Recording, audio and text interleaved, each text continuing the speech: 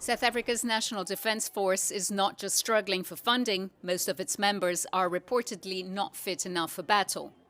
According to the local newspaper City Press, a new audit showed that fewer than a third of the force's 70,000 or so members, about 27%, are healthy enough to serve on the front lines.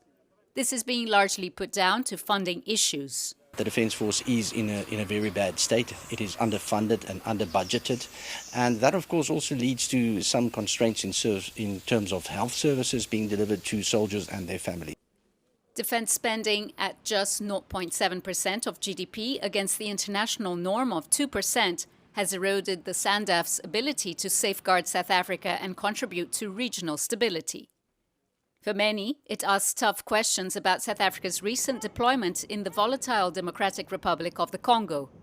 Its troops came under sustained attack from rebel groups such as the M23, resulting in the deaths of 14 soldiers, amid reported shortages of both ground and air support.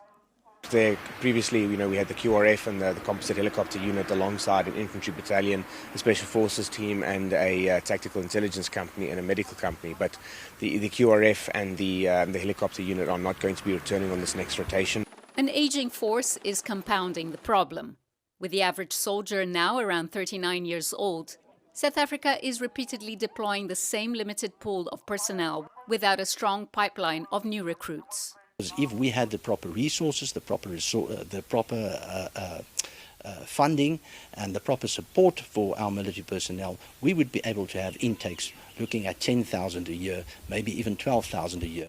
What you now need to do is you take some of the people from those supportive roles and you have to put them into situations where they have to fill the shoes of those that could have been trained to be battle ready or to be actual foot soldiers. HIV presents another hurdle for the SANDF. A significant number of soldiers are HIV positive, limiting their eligibility for United Nations peacekeeping missions and seriously complicating deployments. We just don't know who those people are.